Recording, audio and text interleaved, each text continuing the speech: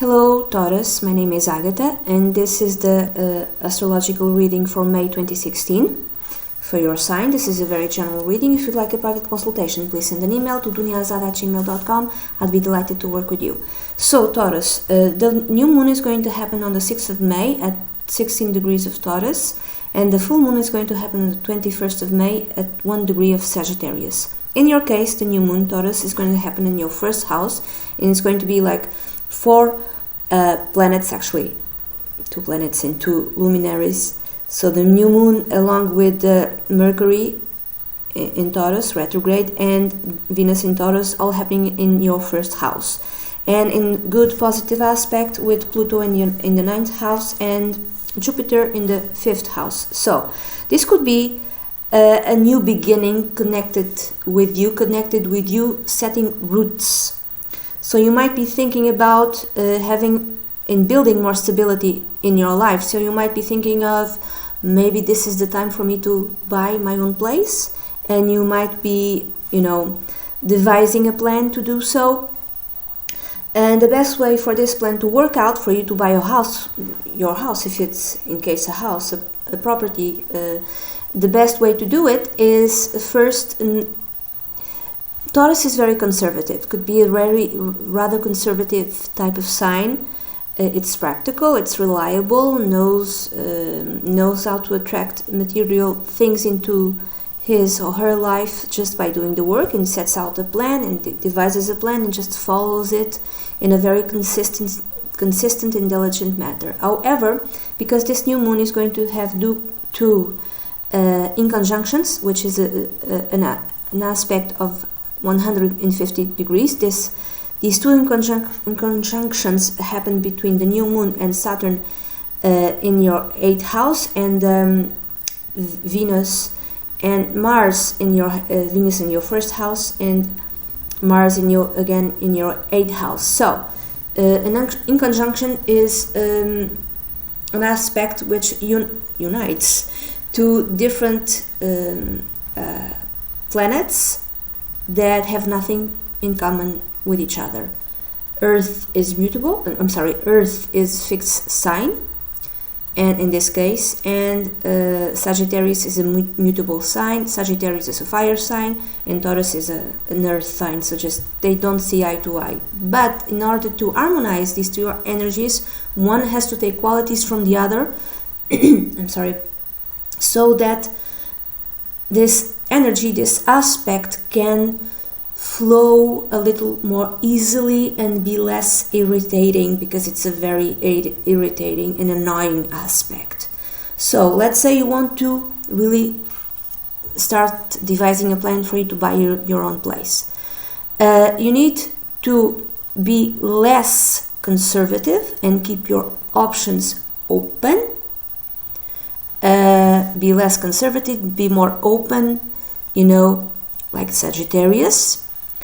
And at the same time, you also need to set out a plan and try to follow it step by step. Not do everything at once. Let's say you really want to buy your own place. So you say to yourself, I'm gonna see 10 houses this week. This week, 10 houses. I'm gonna see all the houses, all the apartments, everything. It can't be like that. It's like devise a plan slowly, okay, and do things step by step. Don't try to do everything at once, and at the same time, be open, okay? Be open, don't be so conservative, okay? So that's probably a best way to attract to yourself what you desire, what you want. Another way of reading this is that maybe it's not a house. Maybe you start thinking, okay, I need to have to set up my own retirement plan. I need to start thinking about it in a more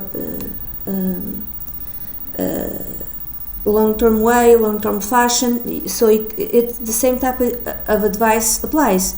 You can put money in that retirement plan, but at the same time keep your options open in terms of retirement. just be less conservative. Don't be fully conservative. Okay? So this is the new moon, and then the full moon is going to happen on the 21st of May. Or another way of reading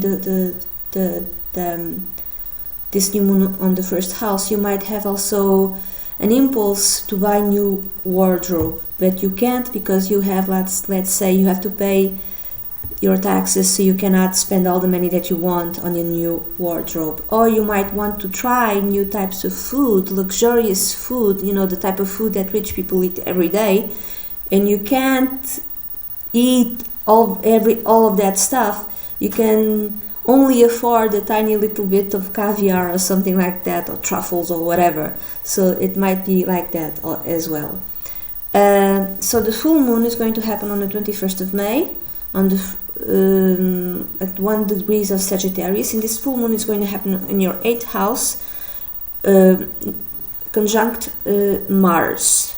So there might be a culmination or an ending in terms of joint accounts. So let's say you had a joint account with your spouse, so that maybe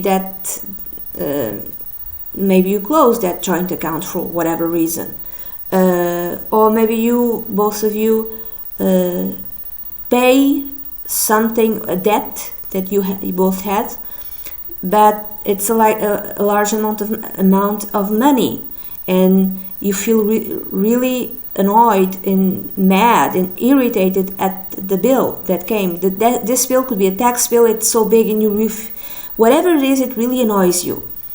Or it could be a credit card bill, and you don't like the amount. Maybe you forgot to pay it before, and now that's the interests are more than you expected, and you need to pay it, and it's very large, and you are furious.